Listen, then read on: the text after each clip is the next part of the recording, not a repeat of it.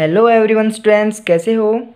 आज अपनी नेक्स्ट का टॉपिक है पार्ट 2, जिसके अंदर अपन देखेंगे फॉरेन एक्सचेंज रेट के अंदर टाइप्स में अपन ने फर्स्ट जो लेक्चर था वो अपन ने कंप्लीट किया था, जिसके अंदर अपना क्या था, अपन ने उसके टाइप्स देखे थे। फर्स्ट टाइप कौन सा था, फिक्स एक्सचेंज रेट। दूसरा कौन सा था जो अभी करवाना है मेरे को आज, वो था अपना फ्लेक्सिबल। और जो थर्ड आएगा वो कौन सा है, मैनेज फ्लोटिंग रेट सिस्टम। तो फर्स्ट रेट में अपन क्या देखेंगे, फिक्स एक्सचेंज रेट का फर्स्ट पार्ट हो गया था, कौन सा था अपना, gold standard system of exchange rate. मतलब कि गोल्ड के ऊपर जो भी अपना जो भी वर्क था वो पहले गोल्ड के साथ में फिक्स कर दिया गया था गवर्नमेंट के द्वारा, क्योंकि गवर्नमेंट इन्वॉल्व होती थी इसके अंदर।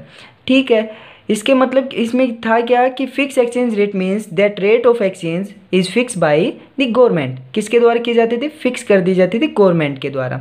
जिसके अंदर अपन ने उसके क्या क्या देखे थे कि कैसे उसके अंदर एप्रिसिएशन होता है, कैसे उसके साथ डेप्रिसिएशन होता है, और अपन ने देखा था सॉफ्ट करेंसी, हार्ड करेंसी।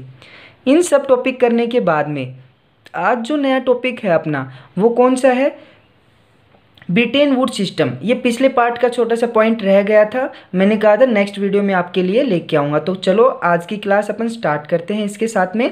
और अगर मेरे चैनल पे आप नए हो तो प्लीज़ इसे सब्सक्राइब और बेल आइकन को दबा लेना। और जो भी अपने पिछले वीडियो थे जो आपने नहीं देखे फिक्स एक्सचेंज रेट का जो पार्ट फर्स्ट, वो मैंने डिस्क्रिप्शन लिंक में डाल दिया है, आप वहाँ से जाके इस वीडियो को देख लें। और उसके बाद में अपन कंटिन्यू करते हैं। फर्स्ट था अपना कौन सा, फॉरेन टाइप्स देखे थे, इसमें अपना फिक्स था। और उसके बाद में कौन सा था, फ्लेक्सिबल एक्सचेंज रेट। फिक्स में अपन फिक्स एक्सचेंज रेट में एक पॉइंट रह गया था अपना, कौन सा था, ब्रिटेन वुड्स सिस्टम। देखो ये कब आया था, ये 1945 और 1971 के बीच में माना जाता है, जो कि अपने ब्रिटेन वुड सिस्टम अपनाया गया था। देखो ये गोल्ड का ही है, ये फिक्स ही है, क्योंकि ये फिक्स ही था। गोल्ड को थोड़ा सा चेंजमेंट करके, थोड़ा एडजस्टमेंट करके, इसे अपन एडजस्टमेंट सिस्टम भी बोल देते थे, क्योंकि ये कुछ हद तक एडजस्टमेंट करने के योग्य था। इसमें क्या था कि under this system all currencies were packed US dollar. देखो सभी करेंसी को किसके साथ में फिक्स कर दिया, यूएस डॉलर को। पहले अपना जो पॉइंट था गोल्ड स्टैंडर्ड में, वो हर एक करेंसी कंट्री को अपने अपने डॉलर के गोल्ड के अकॉर्डिंग अपनी करेंसी को फिक्स करना था। लेकिन इसमें क्या कर दिया कि सभी कंट्री को भाई जो भी लेन देन होगा, जो भी वर्क होगा, किसके साथ में पैक कर दिया, यूएस डॉलर के साथ में। पिछले वीडियो में मैंने ये बता दिया था कि डॉलर ही मैं क्यों ले रहा हूँ, क्योंकि ये ज़्यादातर मोस्टली उसमें एक्सेप्टेबल है, हर एक वर्ड में एक्सेप्टेबल है, हर एक देश में ये एक्सेप्टेबल है। ठीक है, उसमें क्या होता है कि utility was the convertible into gold, जिसमें यूएस डॉलर को कन्वर्ट कर दिया, एक पैक कर दिया, किसके साथ कन्वर्ट करने में, गोल्ड के साथ में। ठीक है, उसके अंदर देखो ब्रिटेन वुड सिस्टम में इतना ही था कि ब्रिटेन वुड सिस्टम एक गोल्ड का ही रूप था। इसमें क्या होता था, जो भी करेंसियाँ होती थी, अमेरिकी डॉलर था उसके साथ फिक्स, मतलब कि उनके साथ फिक्स कर दिया गया। और ज़्यादातर इसमें दो मुद्राओं के बीच, जैसे कि दो मनी होते हैं, एक्सचेंज होती हैं, उसमें बीच में क्या होता था, गोल्ड को फिक्स कर दिया गया। मैं एग्जांपल कैसे लूँ, अपने भारत के रुपए को किसके साथ में पैक कर दिया गया, गोल्ड के साथ में। और गोल्ड का एक्सचेंज कैसे करेंगे, जो विदेश में गोल्ड है, जैसे कि अमेरिका का जो डॉलर था वो उसके देश के अंदर ग्राम सोना था, 2 ग्राम, वो मैंने एग्जांपल दी था पिछले वीडियो में। अब ज़्यादा लंबी वीडियो ना करते हुए अगर आगे का टॉपिक करते हैं। अगर फिर भी थोड़ा डाउट है तो आप पीछे की क्लास में प्लीज़ जाके उसको क्लियर करें, फिर ये वीडियो आप कंप्लीट देखें। देखो फिक्स एक्सचेंज रेट के कुछ मेरिट्स भी थे। मेरिट्स मतलब कि आपको पता है कि कुछ फ़ायदा भी थे उसके, है ना, फिक्स के, क्योंकि एक गोल्ड के साथ में फिक्स कर दिया गया तो उसमें फ़ायदे क्या क्या हुए अपने देश को। पहला कौन सा था, स्टेबिलिटी। देखो स्टेबिलिटी में क्या था, तीसरा इंक्रीज द इंटरनेशनल ट्रेड, और इसमें coordination of the macro policies. देखो स्टेबिलिटी में क्या था कि जो भी अपने जो इंटरनेशनल जो भी मनी मार्केट थे उसके अंदर क्या हुआ कि एक स्टेबिलिटी आ गई। मतलब कि स्थिर हो गए वो। उसके अंदर क्या हुआ कि ना ही उसके अंदर उतार चढ़ाव जैसे बूम, रिकवरी, रिसेशन कोई सिस्टम ही नहीं था, और एक जगह फिक्स कर दी भाई 76 रुपये डिसाइड कर दिया, फिक्स कर दिया गोल्ड के साथ में, तो वो वहीं रहेगा, ना ही उसको मतलब कि कम होता था ना ही इंक्रीज। तो जो भी अपने फ्यूचर की जो भी वर्क होते थे वो बिल्कुल आसानी से कर सकते थे, क्योंकि अपने को ये पता था कि फ्यूचर में इस चीज़ में ना ही बूम आएगा ना ही रिसेशन वगैरह होगा, जिसके कारण इसके अंदर स्टेबिलिटी आई है, इसलिए हुआ इसका मेरिट्स। इंक्रीज इंटरनेशनल ट्रेड, देखो जो भी इसके अंदर व्यापार होता था, जब फ्यूचर में अपने को जो पेमेंट करनी होती है, पेमेंट क्या होता था, अब जो फिक्स थी वही रेट अपने को फ्यूचर में करनी होती है, तो ये अपने को पता होता है कि फ्यूचर में इतनी पेमेंट करनी होती है, जिसके कारण ज़्यादा से ज़्यादा इसके मेरिट्स बनाइए। Coordination of the macro policies, coordination micro policies कैसे, जैसे कि एक देश के अंदर जो भी बूम या रिसेशन जो भी आता है उसके कारण उसकी पॉलिसीज़ वगैरह होती हैं, ट्रेड के अंदर जो भी व्यापार होते हैं एक देश के दूसरे देश के बीच में, तो वो चेंज हो जाती थी। लेकिन इन दिनों से में क्या हुआ, फिक्स हो जाने के कारण एक देश से दूसरे देश में, कंट्री के बीच में जो भी व्यापार ट्रेड होता था वो फिक्स हो गया, करने में बिल्कुल ईजी होने लग गई, है ना। तो इसके बाद में 3 इसके कुछ पॉइंट्स थे, मैंने आपके सामने बताए, आप इसको अच्छे से याद कर लेना, नोटबुक में उतार लेना। उसके बाद में कुछ इंटरनेशनल रीजन, इसमें क्या था कि इसके अंदर जो भी व्यापार ट्रेड होता था, इसके अंदर एक देश के बीच में, एक कंट्री के बीच में बहुत ज़्यादा रिजर्व रखना पड़ता था दूसरे देश के कंट्री के साथ में व्यापार करने के लिए। ये रिजर्व बहुत ज़रूरी था, क्योंकि ये डायरेक्ट फिक्स था, और फिक्स हो जाने के कारण ना ही ये कम होता था ना ही ज़्यादा, तो जिसके कारण इसकी जो भी ट्रेड करने की जो पॉलिसीज़ वगैरह थी ये बहुत ज़्यादा क्या हो गई, स्ट्रिक्ट हो गई, रुक गई थी, जिसके कारण ये डायरेक्ट इनडायरेक्ट रूप से इसको गोल्ड रखना पड़ता था। उसके बाद में restricted movement of the capital, देखो एक प्रकार से अपन, मैं सिंपल सी बात बताऊं कि जो भी व्यापार होता था एक देश से दूसरे देश के बीच में, जो भी पॉलिसीज़ वगैरह लागू होती थी, वो क्या होता था, उनका जो भी एक्सपोर्ट इंपोर्ट होना वो बिल्कुल क्या हो गया, रुक गया, स्थिर हो गया, ठीक है। क्योंकि जो भी व्यापार मैं करूँगा दूसरे देश के साथ में तो फ्यूचर के प्रॉफिट के लिए करूँगा, और वो प्रॉफिट ही नहीं है, बिल्कुल स्टेबल है, तो मैं प्रॉफिट क्यों करूँगा। तो जो भी व्यापार था, ट्रेड था, वो एक टाइम के लिए रुक गया, धीरे हो गया। उसके बाद में रिसोर्सेशन में अपन क्या करेंगे कि इसके अंदर ज़्यादा ज़्यादा क्या आने लग गई, कठोरता आने लग गई। कठोरता मतलब कि रिसोर्सेज अपन बांट ही नहीं सकते, अगर उसके बीच में बिल्कुल लिक्विडिटी ना रहेगी तो उस चीज़ को अपन एलोकेशन कर ही नहीं सकते, तो इसका रिसोर्सेज एलोकेशन था। उसके बाद में अपन, उसके बाद में जो नेक्स्ट टॉपिक अपना जो आता है वो आएगा अपना क्या, फ्लेक्सिबल एक्सचेंज रेट सिस्टम। देखो इसमें दूसरा पॉइंट कौन सा था, फर्स्ट अपन ने देख लिया फिक्स, उसके बाद में आएगा फ्लेक्सिबल। देखो फिक्स्ड कुछ टाइम तक हद तक बिल्कुल बढ़िया था, लेकिन बिल्कुल अच्छा था इकोनॉमी के लिए, लेकिन उसके बाद में फ्लेक्सिबल एक्सचेंज रेट लेके आए, जो कि क्या बताता था, किसके द्वारा डिसाइड होता था, वो तो होता था गवर्नमेंट के द्वारा। भाई हर एक गवर्नमेंट अपने अपने देश के गोल्ड के साथ में फिक्स कर लेती थी रेट को, रुपए को। अब क्या कर दिया कि अब फ्लेक्सिबल में वो गवर्नमेंट इन्वॉल्व नहीं होती थी। इसका मतलब क्या है, देखो it refer to system in which exchange, देखो इस refer to system in which exchange rate between currencies of different country, मतलब एक देश और दूसरे देश के बीच में determined by the market force और डिमांड सप्लाई। जो भी करेंसी डिसाइड होती थी एक कंट्री और दूसरी कंट्री के बीच में, वो किसके अकॉर्डिंग होती थी, उसकी डिमांड किस हिसाब से हो रही है और उसकी मार्केट में सप्लाई कितनी है। देखो इकोनॉमिक के अंदर अपन ने सबने देखा है कि डिमांड और सप्लाई का रूल कैसे लागू होता है, अपने बहुत ही इंपॉर्टेंट था, ये तो आप पहले से पढ़ते आ रहे हो तो आराम से समझ सकते हैं ना।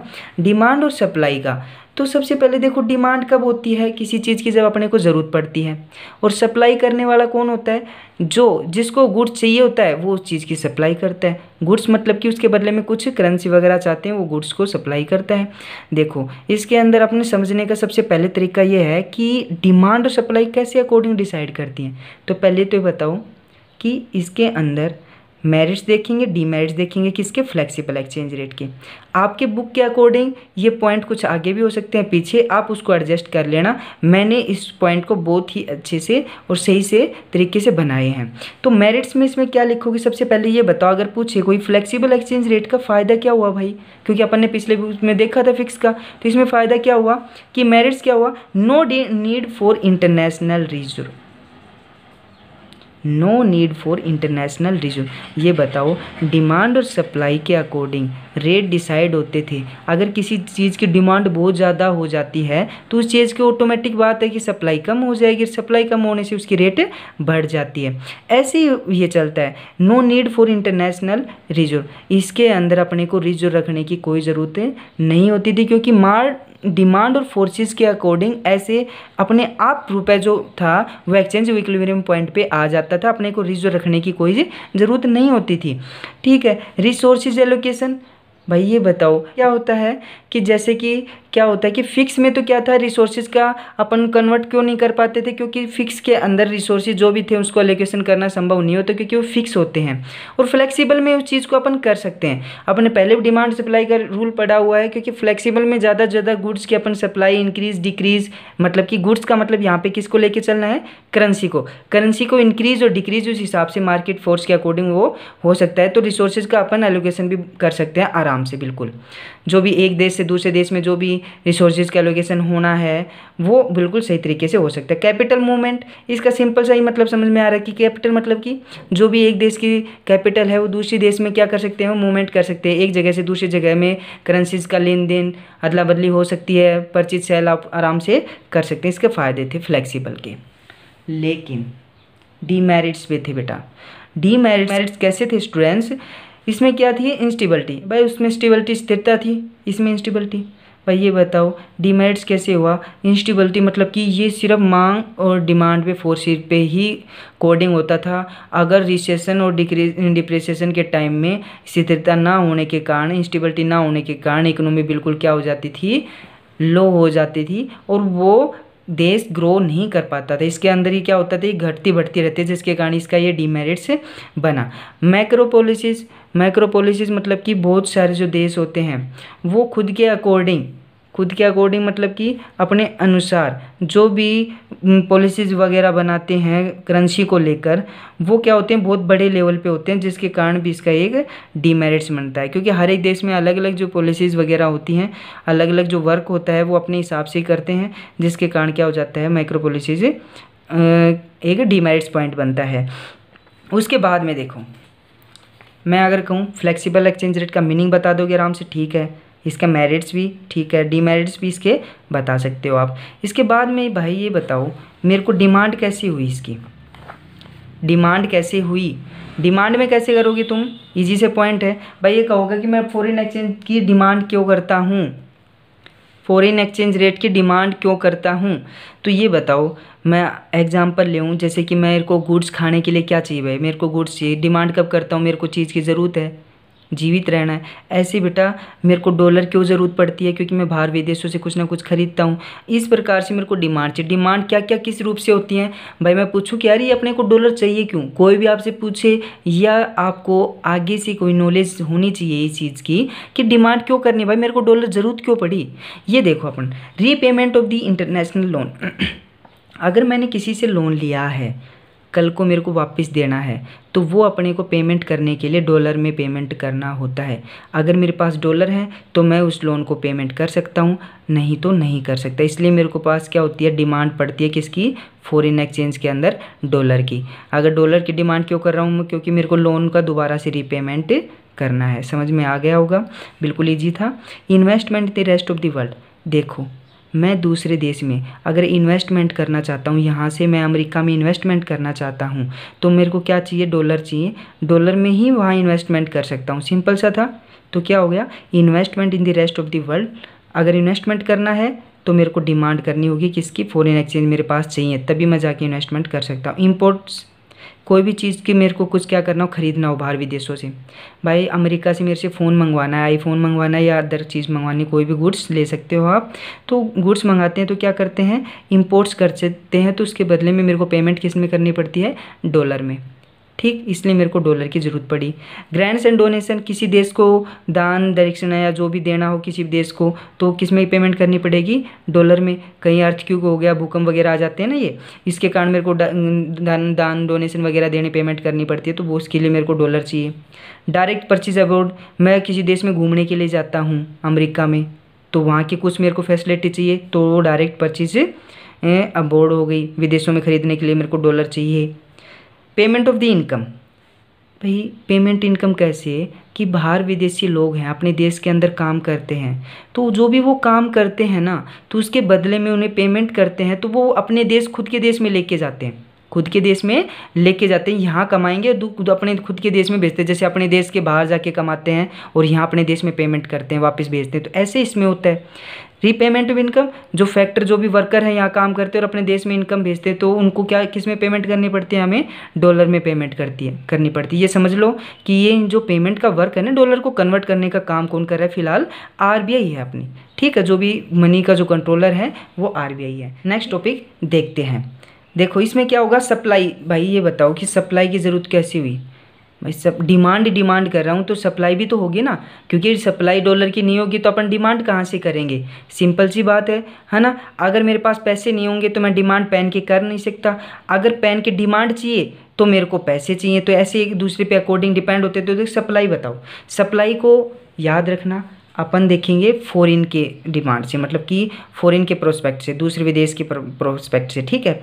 एक्सपोर्ट करना, देखो कोई भी गुड्स को मैं एक्सपोर्ट करता हूँ, एक्सपोर्ट मतलब दूसरे देश में कोई भी गुड्स एक्सपोर्ट करता हूँ तो उसके बदले में मेरे को क्या मिलती है, करेंसी मिलती है। तो करेंसी की क्या हुई, वो सप्लाई हुई। सप्लाई करने वाला कौन है, दूसरे देश। देखो याद रखना, पेन की सप्लाई करने वाला कौन है, जो दुकानदार हैं, जो बड़े बड़े रिटेलर हैं, तो वो क्या है, इस पेन की सप्लाई करते हैं। ऐसे ही कोई भी पेन, जैसे कि पैसे किसी को गुड्स खरीदा किसी ने, एक्सपोर्ट मतलब मैंने यहाँ किसी को एक्सपोर्ट किया और विदेश वालों ने खरीदा होगा ना, तो खरीदने के बदले में अपने को क्या मिल रहा, रुपए मिले। तो रुपए को क्या हुई, वो सप्लाई मानी जाती है। वो करते हैं वो सप्लाई और अपन करते हैं वो डिमांड, ये याद रखना।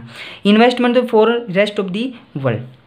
अगर समझ में ना आए तो पॉज करके बैक करके दोबारा इस वीडियो को देख लेना, अच्छे से समझ में आ जाएगा, ठीक है। उसके बाद में इन्वेस्टमेंट फ्रॉम रेस्ट ऑफ, देखो उससे उल्टा है, डिमांड से उल्टा। Investment from rest of the world, अगर दूसरे देश के यहाँ इन्वेस्टमेंट करेंगे तो अपने को किस में करना पड़ेगा, उन्हें डॉलर देनी पड़ेगी और डॉलर की सप्लाई फिर बढ़े, क्योंकि वो डॉलर देंगे, डॉलर अपने देश में आएगा तो क्या हुई, वो सप्लाई बढ़ी डॉलर की, ज़्यादा मार्केट में इन्वेस्टमेंट करते जाएंगे, डॉलर भी अपने आता जाएगा, ठीक है। Direct purchase of the rest of the world, दूसरे देश वाले यहाँ आके डायरेक्ट खरीदते हैं कुछ भी। देखो विदेशी घूमने आते हैं तो डायरेक्ट परचेज करते हैं, तो क्या होता है भाई, सिंपल सी बात है, वो डॉलर अपने को देते हैं तो डॉलर की क्या बढ़ी, सप्लाई बढ़ी। Loan from rest of the world, दूसरे देश से जब वो अपने देश से लोन लेते हैं विदेशी, तो वो क्या देंगे अपने को, loan from the rest of the, loan लेंगे, कहने का मतलब ये है, तो वो क्या करेंगे भाई, डॉलर में पेमेंट करेंगे। इनकम फ्रॉम रिसिप्ट, अपने देश के दूसरे देश में कमाने के लिए रहते हैं, कमाते हैं, वर्कर जाते हैं अमेरिका, सऊदी अरब, यहाँ घूमने के लिए जाते हैं काम करने के लिए, तो वो क्या करते हैं भाई, काम करने के बदले में उन्हें जो भी पैसा मिलता है वो भारत में भेजते हैं। तो भारत में किस कन्वर्ट में होके आएगा, वो डॉलर के रूप में। और डॉलर को कन्वर्ट कौन करेगा भाई, सिंपल सी बात है, आरबीआई। और आरबीआई के पास क्या आएगी, पहले वो डॉलर आएगा, डॉलर की क्या हुई, फिर सप्लाई बढ़ी। इसमें अपन ने 5 पॉइंट बताए, ये अच्छे से आपको समझ में आए होंगे। आगे देखेंगे डिमांड और सप्लाई आती है, और सप्लाई कैसे बढ़ेगी, दूसरे देश के, अदर कंट्री के प्रोस्पेक्ट से देखना है अपने को, याद रखना।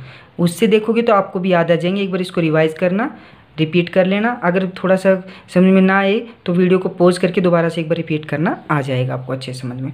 उसके बाद में देखते हैं भाई कि डिमांड और प्रोस्पेक्टिव का वर्क कैसे करता है फॉरेन एक्सचेंज रेट के अंदर। जो फ्लेक्सिबल एक्सचेंज रेट का जो डिटरमाइंड किया जाता है, डिटरमाइंड मतलब कि 2 तरीके से, है ना।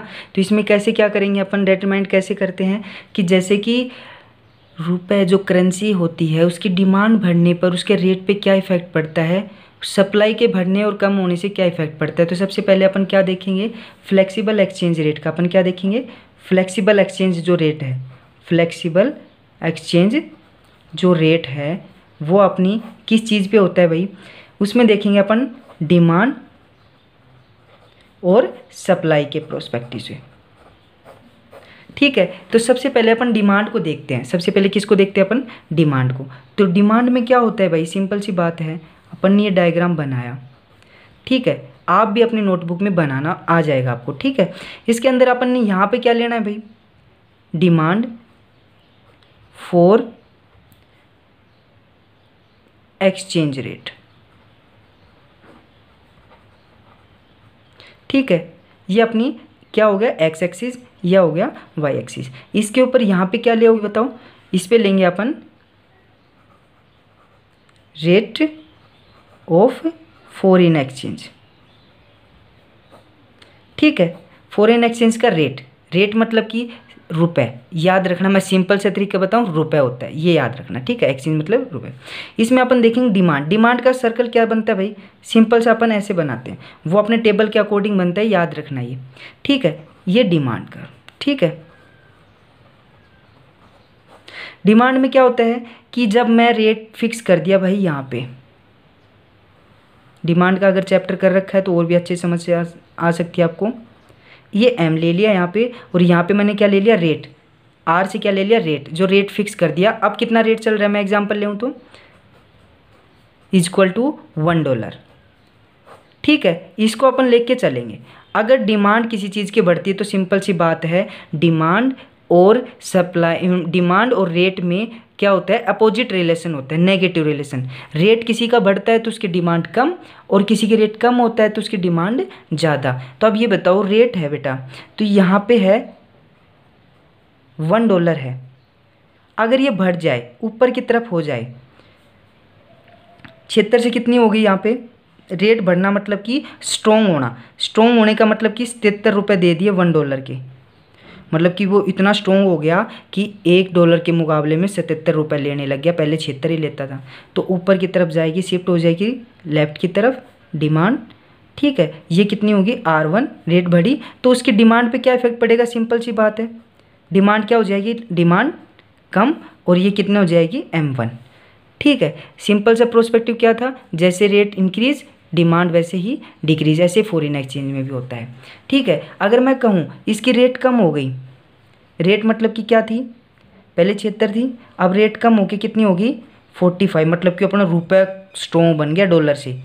ठीक है, होते ही क्या होने लग गया भाई, डिमांड क्या हो गई, बढ़ गई अपनी, क्योंकि उसकी रेट कम हो गई। रेट मतलब कि अपना पहले मैं उसे ₹76 की बजाय ₹75 ही देता हूँ, ₹1 का फ़ायदा हुआ, तो क्या होगी, रेट स्ट्रॉन्ग हो गई, जिसके कारण ये क्या बन गई, R2, और अपनी ये क्या होगी, M2। तो इसमें क्या प्रोस्पेक्टिव यूज हुआ कि जब higher the exchange rate, simple सी बात क्या है, हायर द एक्सचेंज रेट, तो क्या होता है, lower the demand for foreign exchange, rate बढ़ी, लोअर द डिमांड उससे कम हो जाती है। जैसे ही उस रेट की क्या हुई, जब लोअर द रेट एक्सचेंज, तो क्या हो जाएगी, higher the demand of foreign exchange, demand बढ़ जाती है। इसका ये प्रोस्पेक्टिव रूल था, आराम से आप इसको बना भी सकते हो, लिख भी सकते हो। उसके बाद में अगर सप्लाई का देखूँ मैं, सप्लाई का क्या रिलेटिव शो करता है भाई, सप्लाई वाला, सप्लाई का बताओ आप मेरे को। सप्लाई में क्या, आपने चैप्टर अच्छे से कर रखा है, समझ सकते हो इस चीज़ को। सप्लाई और रेट में क्या रिलेशन होता है, मेरे को जल्दी बताओ, उसमें क्या रिलेशन होता है, पॉजिटिव रिलेशन शो करता है, पॉजिटिव रिलेशन। पॉजिटिव कैसे करेगा, उसका क्या शो करता है, यहाँ से पॉजिटिव अपवर्ड की तरह होता है, अपवर्ड। ठीक है, सप्लाई, यहाँ पे वो ही लेंगे अपन, क्या लेंगे यहाँ पे, सप्लाई। ठीक है, सप्लाई फॉर फॉरेन एक्सचेंज। ठीक है, और यहाँ पे क्या लेंगे अपन, रेट ऑफ एक्सचेंज रेट। ठीक है, एक्सचेंज रेट हो जाएगा। फिर यहाँ पे वही सिंपल सा डिमांड वाला, पहले मैं क्या रुपये डिसाइड कर लिया, यहाँ पे कितना, फिलहाल कितना है, $1.76।